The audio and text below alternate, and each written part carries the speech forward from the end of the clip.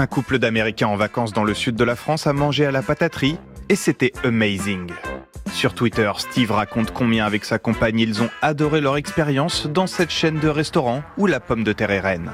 Un enthousiasme débordant pour son plat, une pomme au four savoyarde. C'était la meilleure patate jamais cuisinée. Je me suis fait pipi dessus quand j'ai croqué dedans.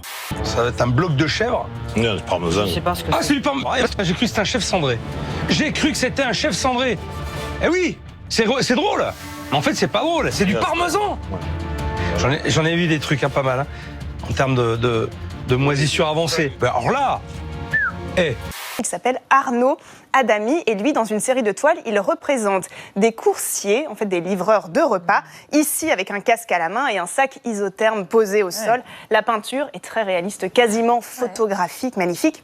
Il y a eu William Wallace, le héros écossais interprété par Mel Gibson dans le film Braveheart, et il y a sa statue, beaucoup moins épique. Adami s'inspire des portraits aristocratiques de l'époque, mais il les adapte version 2021, comme vous pouvez le voir ici. Cette peinture est intitulée Nicolas. Un livreur pose dans une pièce très luxueuse avec des dorures. C'est certainement une représentation un petit peu grinçante de l'époque ubérisée. j'exagère pas. Ouais, sans Alexandre, sans allez. J'exagère pas. J'exagère pas. Je sais. D'accord? Ça suinte.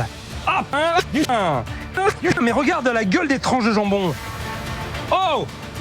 Ah, excusez-moi, là, je suis obligé de lever un peu la voix, là. J'étais quand même très énervé pour les gens qui refusaient de se faire vacciner. Et donc là, j'ai dit une phrase, il va falloir sortir la boîte à claques. Ouais. Vous avez exactement... Fabrice, ça va, là. Oh, basta, hein. Ça va bien, là. Il y a aussi des conséquences sur le terrain réelles. Parce que j'estime que la politique du pass sanitaire, c'est à titre personnel, on n'est pas tous d'accord sur ça, hein, mais moi j'estime que le pass sanitaire n'est pas la meilleure solution pour amener la vaccination. Je ne suis pas d'un avis d'obligation. Mais dans les manifs, quand je dis des choses, quand j'essaie de rétablir la science, c'est-à-dire de dire que le vaccin n'est pas expérimental, puisqu'il est mis sur le marché, je me fais frapper.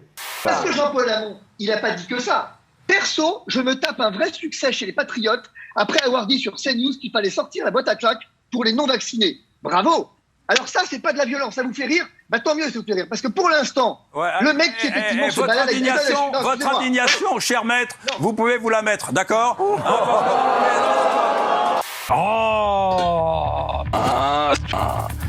Non, mais sérieux.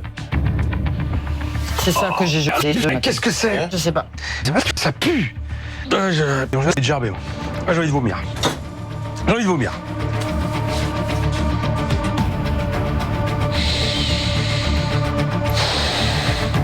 J'espère que je vais pas tomber malade. Tu soulèves quelque chose, il y a un truc. Oh, c'est pas mignon un cafard. Non, c'est pas mignon. J'aime pas. Après cette mise en bouche, on a envie de savoir ce qui se mijote dans ce four. Alors, attention. Il y a des bêtes, regarde. Il y a des bêtes. Ça me dégoûte, arrêtez, j'ai peur. Un homme est parti brouter de l'herbe en Suisse, un Britannique, pendant 3 jours. Il a vécu une expérience très singulière puisqu'il s'est mis dans la peau d'une chèvre. C'est pointu. Mais pourquoi? Alors, il est à droite ou à gauche? Tu m'as dit que la vache c'était sacré à la Réunion, donc je me suis mis en vache. Comme ça, je suis sacrée. J'adore. C'est Thomas Thwaites. Et il est allé brouter, donc il s'est fait mettre des prothèses pour pouvoir marcher comme une chèvre. J'adore. Alors, l'histoire ne raconte pas s'il a fait du fromage avec tout ça. Mais en tout cas, ce qu'il y a de sûr, c'est qu'en tant que chèvre, il dit que c'est plus facile de grimper une colline que de la descendre. On a un truc à dire sur Anne Hidalgo? Non, elle sera en direct dans le JT. Elle a refusé l'émission de Ruquier. D'ailleurs, Ruquier était très en colère parce qu'il devait la recevoir. Elle a préféré se réserver pour France 2 au JT dimanche soir. Ouais. Depuis Rouen, elle va annoncer sa candidature. Depuis Rouen, elle est maire de Paris. Pourquoi elle va à Rouen? Eh ben, on ne sait pas. Elle va à Rouen. C'est pas possible. Elle compte comme une valise. T'es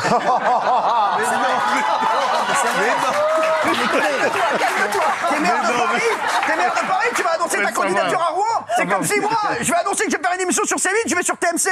Salah Abdeslam, qui est manifestement sur le périphérique et la sécurité maximum qui entoure celui qui est dans une de ces voitures.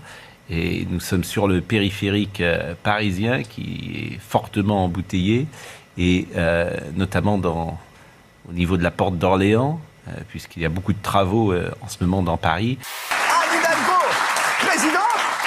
Les mecs, c'est Bouygues qui va se frotter les mains. C'est des travaux dans toutes les rues de France. À Paris, les gars, il y a plus. Non, mais sans rigoler, j'adore. Il y a plus d'ouvriers que de gars en voiture. Il y a des mégots de clopes posés comme ça sur le truc, quoi, sur la table. Non, c'est pas possible. Par terre aussi, en fait, ça fait guise de cendrier. C'est un débarras, c'est une poubelle, c'est un cendrier, c'est une... Je pense aussi un coin cuisine.